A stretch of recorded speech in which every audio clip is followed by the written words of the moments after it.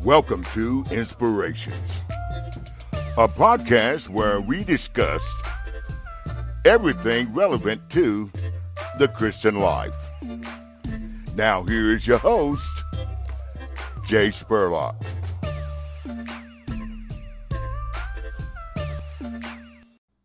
Hello and welcome to the Inspirations podcast. I'm your host, Jay Spurlock. Today I'm joined by a special guest, Miss Maggie Few. She is a Christian blogger, and I asked her to come on here and share a little bit about her blog and her ministry because I've been inspired by her as well. She is 16 years old, and so being young and being as inspired and as on fire for the Lord as she is, not only inspires me, but others around her and her peers. And I just wanted to give her an opportunity to share a little bit about herself and to also share about her blog. So hello, Maggie. Hi, thank you for having me. You're welcome. So do you want to tell me a little bit about, I know you've been in faith for a while. Do you want to give me a little bit of your testimony about what God has been doing in your life? Yeah, for sure. So when I talk about my testimony, I talk about it in three ways: before I became a Christian, when I became a Christian, and after. So I became a Christian when I was 7, and I don't remember much before that, but it's kind of funny. I became a Christian by playing a video game. It was about Jesus and Nicodemus, and so that was really the story that opened my eyes, and he was talking about being born again. So that just really resonated with me, and that's how I became a Christian. God just opened my eyes up, and I trusted Jesus. After that, I got baptized, and since then, that's the biggest part of my testimony. About 2 years ago, I started having panic attacks and social anxiety, and that was a really hard thing for me to work through. It was really difficult for me to surrender all of that to the Lord and give Him control over that part of my life. And that's one of the biggest reasons I started my blog, is just giving Him full control and taking one step of obedience. That's pretty amazing. I know for me as well, it is a form of my ministry, is a form of therapy in a way. It began of, I think my videos and my podcasts were all an outlet for me.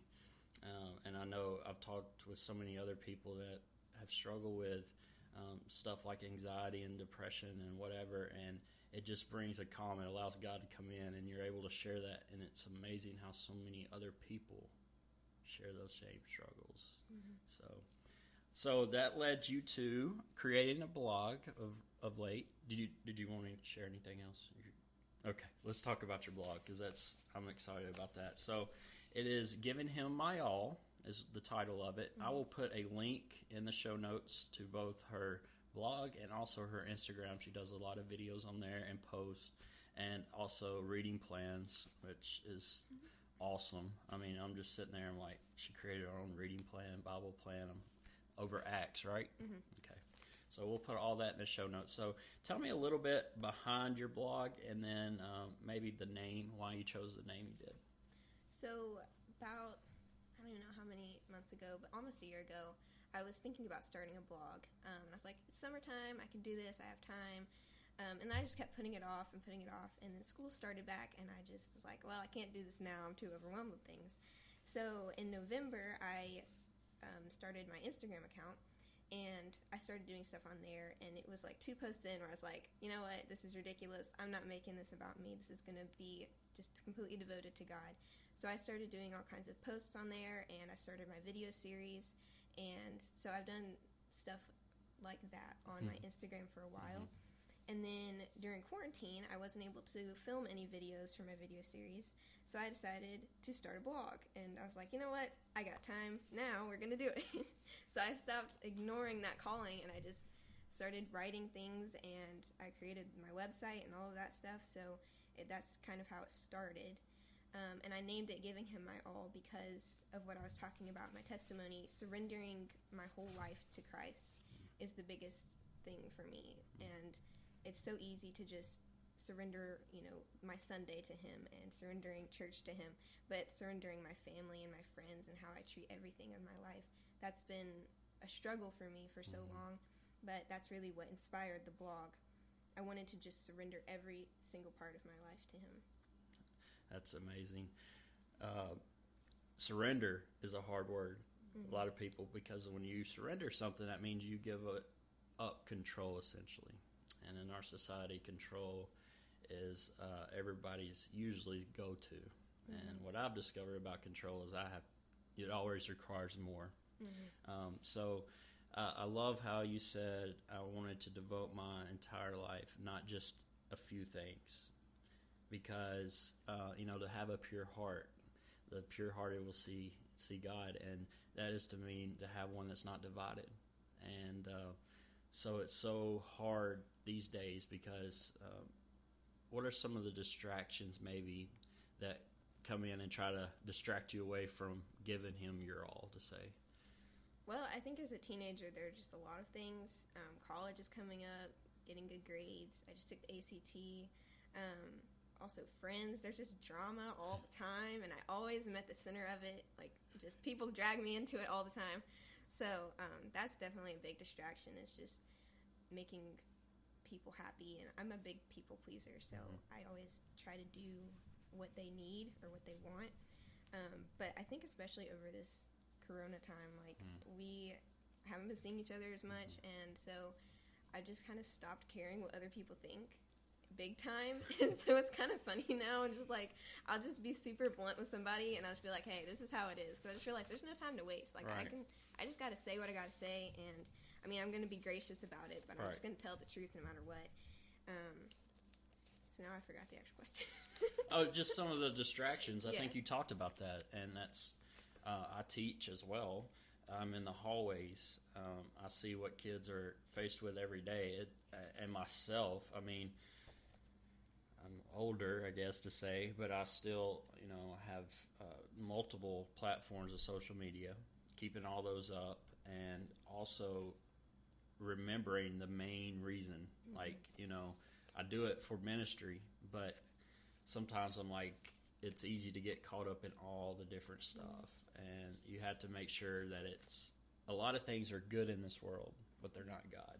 Right. And discerning that. So to see someone at your age doing that, I'm all about it.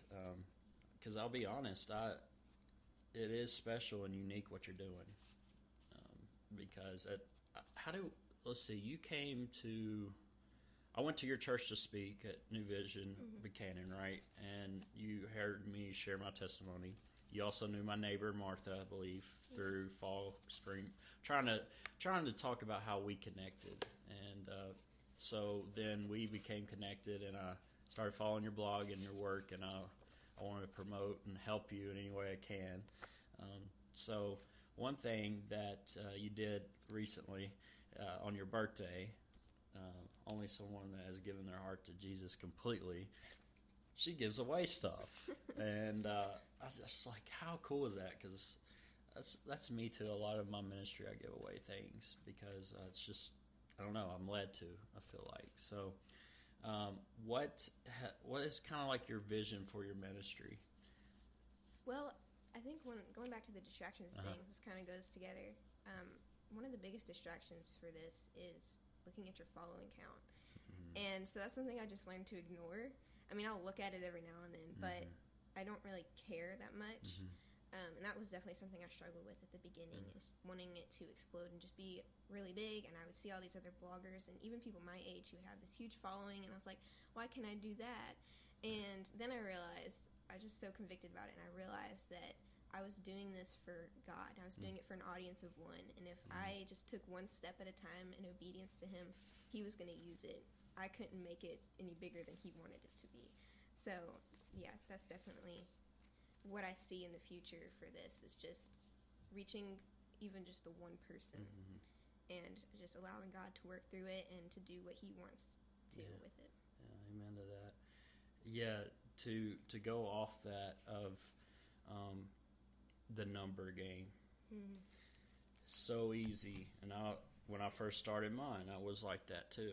And I would get so discouraged because I wasn't gaining followers, or didn't have these numbers. And I'm putting a lot of my time, and I'm like, oh, okay, it's not your time. Number one, it's God's time. Right. Number two, if He wants it to be done, it will be done.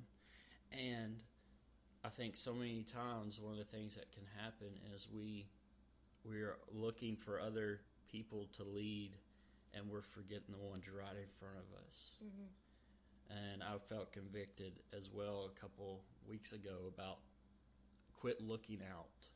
Look at the ones that God has brought in your path, and lead them. And if more come, they come. If not, love on them, lead them the best you can. And so I think that's inspiring to hear you say that, because you do put a lot of your heart into it, your life into it. And so it's hard to see sometimes when maybe you compare it to other people. It's easy to do in our society. So. And also talking about looking into the future. That is the thing that I think about all the time, because I'm a dreamer and I have all these dreams, and there's things I want to do, places I want to live, and I really feel called to ministry. I'm not entirely sure what that looks like yet. It might be a women's ministry. I don't know what it is, but even with all of that stuff in mind, you aren't going to get paid a ton for that. Right. And that has just never bothered me. I mean, I could live in a trailer park or under a bridge, and I would be completely fine with that. I don't care. I mean, as long as I'm at peace with doing what God wants me to do, I'll do whatever He wants me to do. And I love reading the old stories about the missionaries, just what they went through and what they did and where they lived and all the crazy things that they went through. It's just really encouraging to me to know that they were completely content. Even if the world said they shouldn't be, they were content because they were doing what God wanted them to do. Amen to that. I think that is a heart of ministry. You have to have a sense of, so many of us, the world tells us that the answers are out there outside of us. And so many of us don't realize the answers are here in our heart and spirit. And you don't have to protect those things, but if the more you acquire them, the more you have to protect, I feel like. So hearing you say that, it's like, wow, I'm 32, so it took me a while to get that. So you're ahead of the game to say.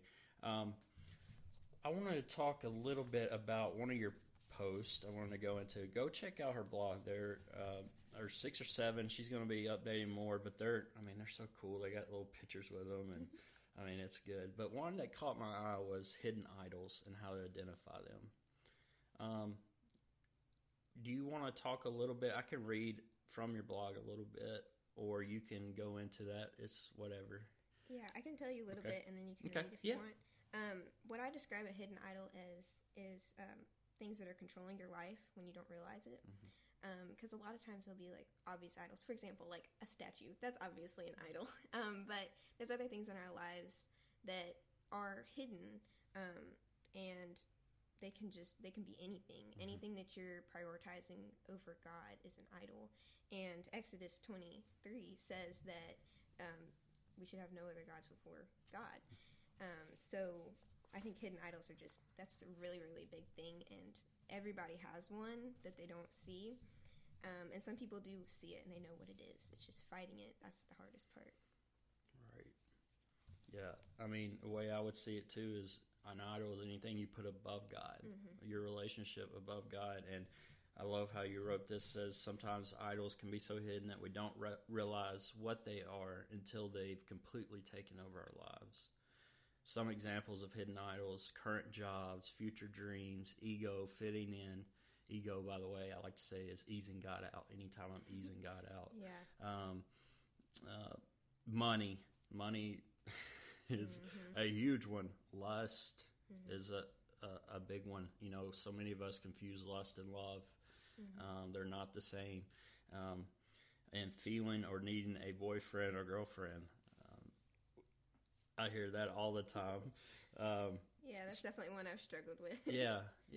So, you know, how if you are someone kind of your age, to say, speaking to that age, where do you get your peace from knowing that God is ultimately over your life and has a plan and will bring things to you when they are needed? Well, I mean, I am one of those people that really wants to get married someday. But I've also just come to terms with the fact that I might not. I don't know. And I know that God has much more control over that than I ever will. And if he has someone out there for me, then I'm just going to wait for him, because I can't pick a better guy than God could. Right. So there's things like that. And then also like my future jobs and having kids or even pets. I love dogs. So I always say I want 5 dogs, but wherever God leads me, it's just whatever he has planned for me is going to be the best plan. I can't ever come up with anything better. I wish I was saying that at 16. So, idols tend to take over your thoughts. They shape everything. This is from your blog. I love it. Shape everything you do and every decision you make. Distract you from spending time with God. Make you think that you're are the only thing that's important, or you're selfish. Destroy your passion for the truth and the gospel and are worldly. It says in the Bible that we can't serve 2 masters. Right. And being distracted comes from an older term. Teacher and me, history teacher, that's where they used to take people out. I don't want to get too graphic, but they would tie them to horses and distract them, basically.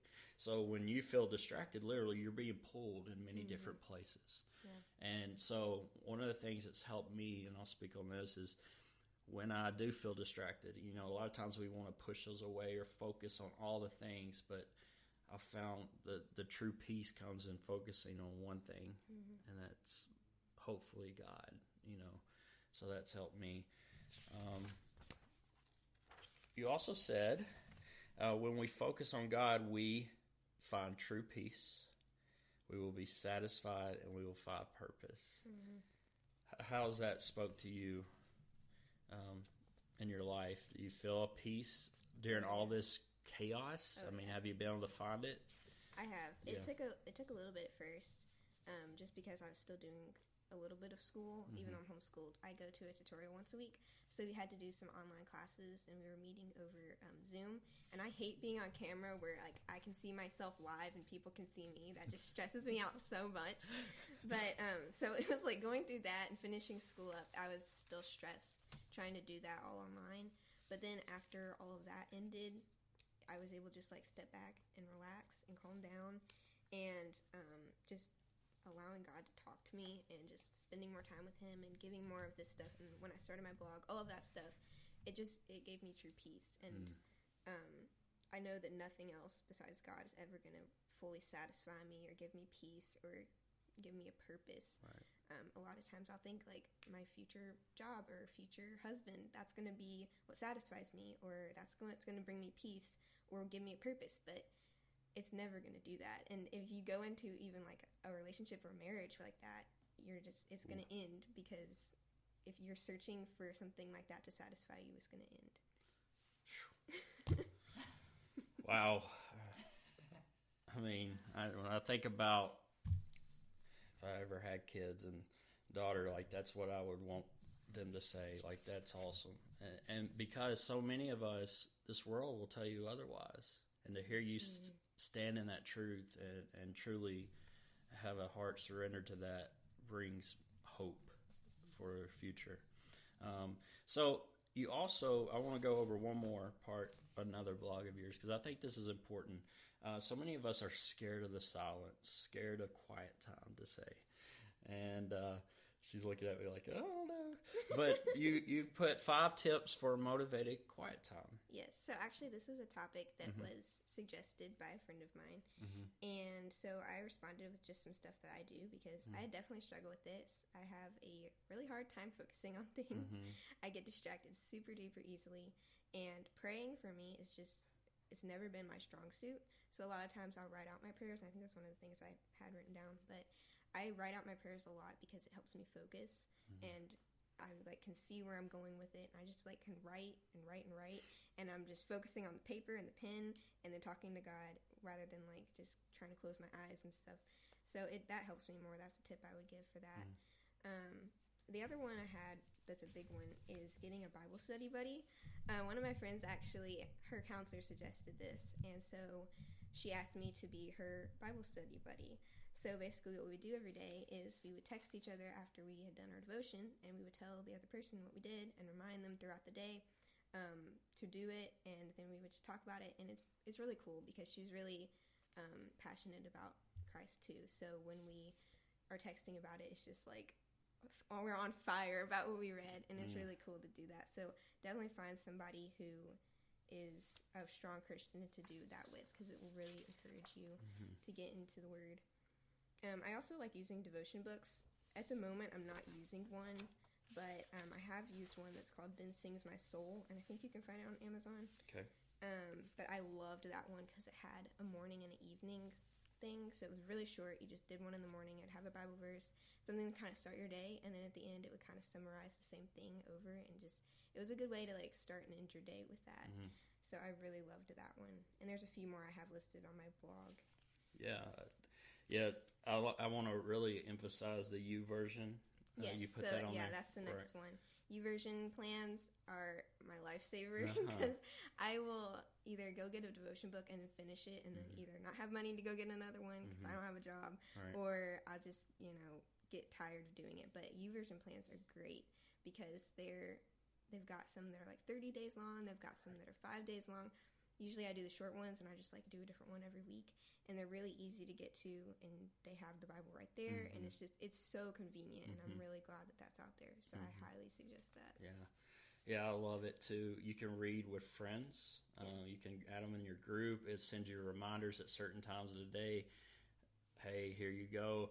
It also has streaks. I'm all about that. Like, I think I'm up to 113 days, and I'm like, that sounds bad, but I mean that we're human, and some days I might not feel like that, but also I want to keep my streak, so I'll end up in the Bible app and I'll read that. And so I think one thing you talked about is having more. It's like you liked how it had just a little simple thing. So many of us, and myself included, I like to consume a lot, and it gets your mind all everywhere.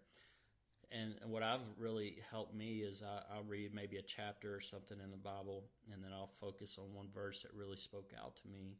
And then from that one verse, I'll stay with one phrase throughout the day, or one word, and really just sit and chew on that throughout the day.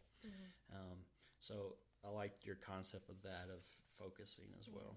I like to keep it simple, because if I do a really long devotion, I get distracted, I get tired of it, I get bored, and it's not that the stuff I'm reading is boring, I just can't stay focused on something for that long. And so for a long time I thought that was terrible. I was like, I have to spend this amount of time in the Bible every day for it to really be a devotion, but you can just spend 5 minutes in the morning. I mean, you can listen to a podcast on the way to school or work, you could just listen to like the guy on the Bible app reading it. I love doing that. I'll do that when I go to sleep sometimes. But just doing something short even in the morning, and just spending some time talking to him.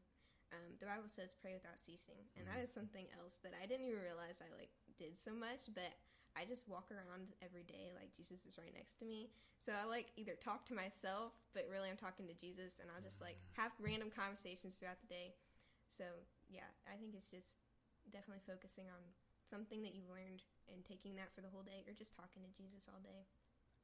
Gosh, I'm like, preach, because that's the same with me as well.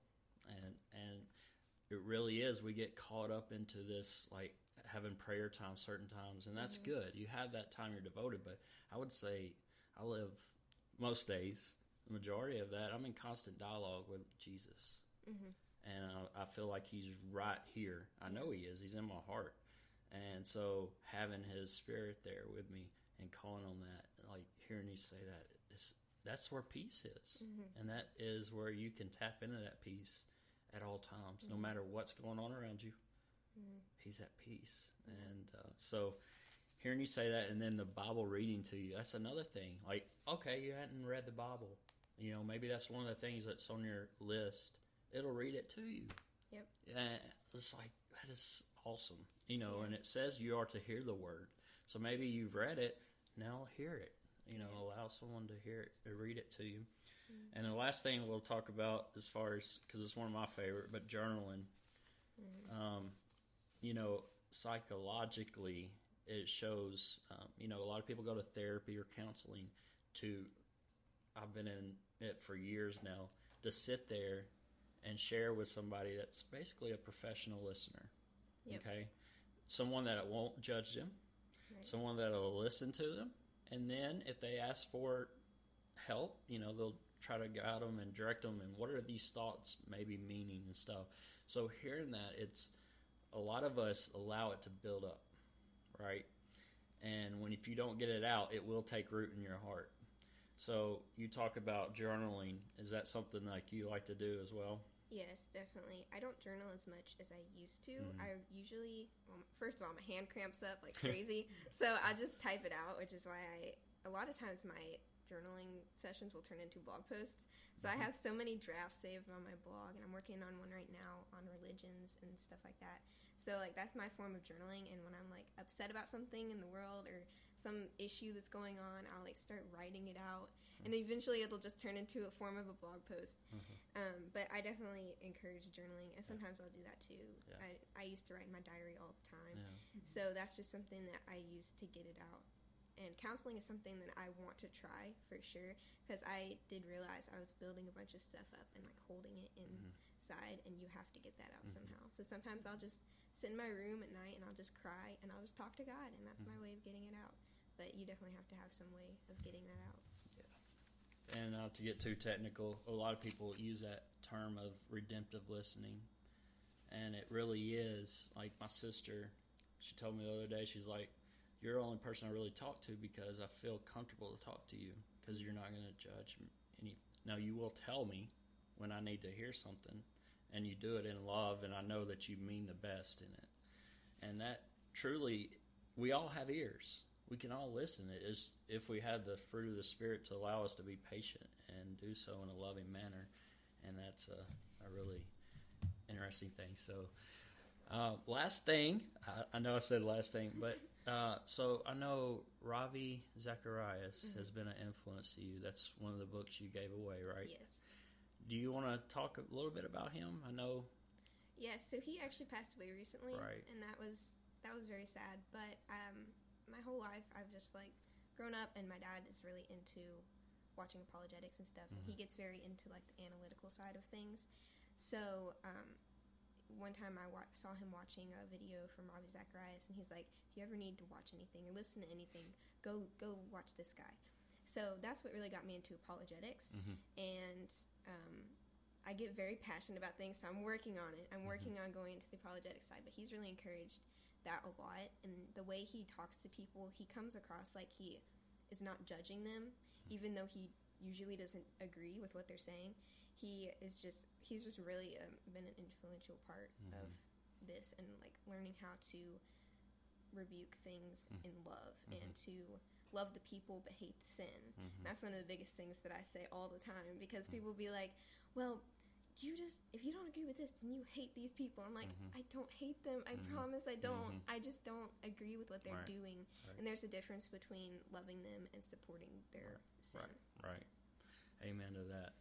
So yeah, I've been reading some of his stuff of late, because I have a friend that's really, I haven't read a lot of his stuff or watched, but he is powerful in how he answers questions and does it in a manner that doesn't really offend, but but stands for the truth as well. And we need more of that. We need to be taught that, because so many times discussions turn into arguments and nothing is done from it. So, well, thank you so much for joining me. We'll have to do this again, but I'm excited to see where your ministry goes, and I'm praying for you always.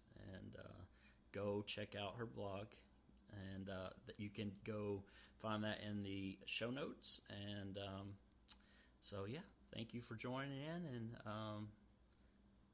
thank you. You're It was welcome. really fun. This was really good. Yeah. As always, thank you for listening to Inspirations, the podcast. For more information, be sure to visit www.inspirations.org.